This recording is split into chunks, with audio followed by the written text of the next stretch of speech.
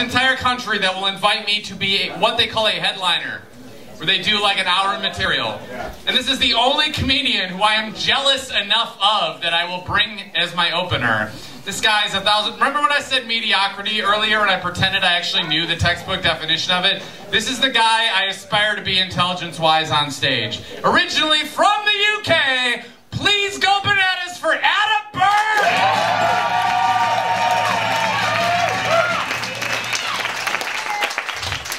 One more time, you guys have been awesome. Give yourselves and all the performers you've seen so far. I'm loving this show, man. Is it just me, or is this the most high energy, yelly show you've ever been to? Every performer has come out and their delivery is all like they're about to be blasted out the airlock on the Battlestar Galactica. They're all like, oh, hold on, Adama, I've got this really funny joke about my cock! And it's just...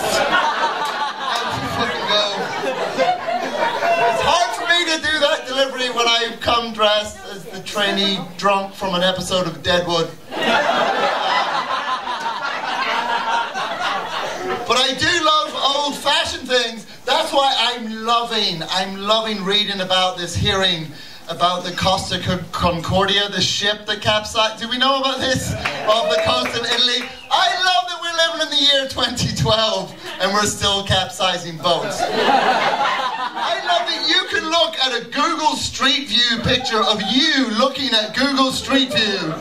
You can't be lost for more than 5 seconds without Google sending a little yellow man to grab you by the wrist and go, it's just fucking there, it's there, go there.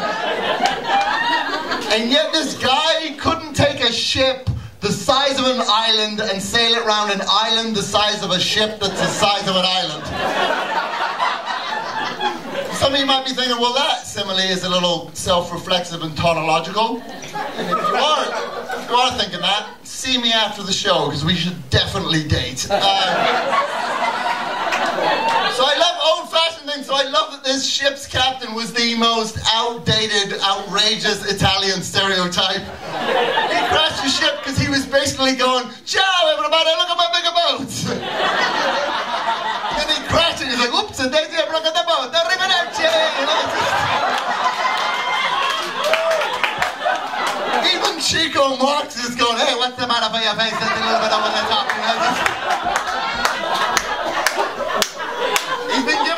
he's been testifying. Does anyone know what his excuse? Because he just left the boat. He just fucked off and left 4,000 people to their own devices. Does anyone know what his excuse was?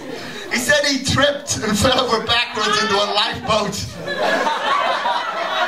Which in Italy is known as the Roberto Benigni defense.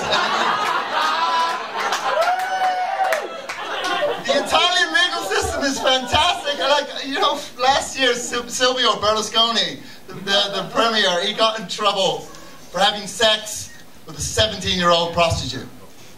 In Italy, it's legal to have sex with a prostitute.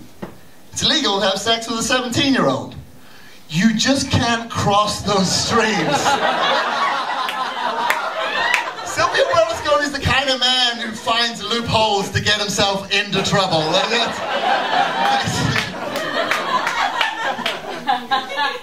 Speaking of nautical snafu, I saw this as well. This Navy SEAL Team 6, they took out like these 9 Somali pirates just last month. And good, fuck Somali pirates, I hate them. You know why? I didn't realize that piracy was still a valid career option. I was always told that that had been discontinued as a vocation. Now I'm what other jobs can I still do? Can I still be like a gunslinger? Or gentleman jewel thief? I just want to be a criminal, but old-timey and quaint. I would settle for Victorian pederast at this point. Hello, young boy, do you like poetry? I mean, it's still wrong. Just classier. Nowadays it's all Vans and candy. But back then it was boutonnières and absinthe, you know? The occasional obscene telegraph, like, penis.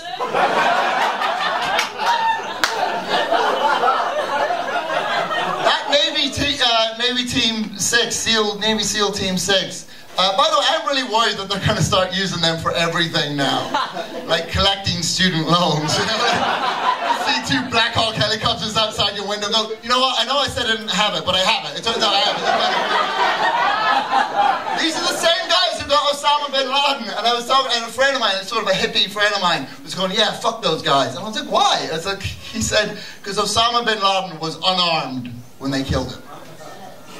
Here's the thing, I don't care how lefty, liberal you are, I don't care how much of your wardrobe is made of gluten-free bean curd. If you saw Osama bin Laden walking down the street, you would kill him. You'd take your French baguette, you'd hit him on the head, you'd take his beard, jam it into the spokes of your fixed-gear bicycle, drag him to the nearest tattoo parlor and have them emblazon a giant bald eagle on his chest with a rusty needle. Good luck fucking virgins with hepatitis C, asshole. And hipsters would love that. Because that's an ironic death.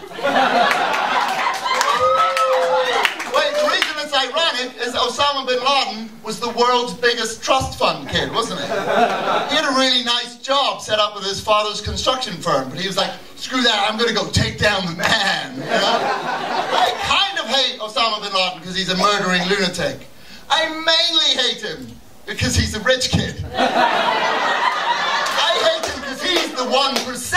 What I'm saying is, occupy Afghanistan. Actually, never mind, we talk. That's awesome. Enjoy the rest of your show.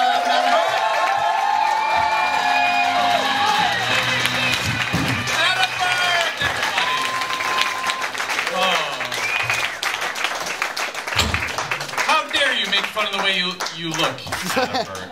How dare you? You at least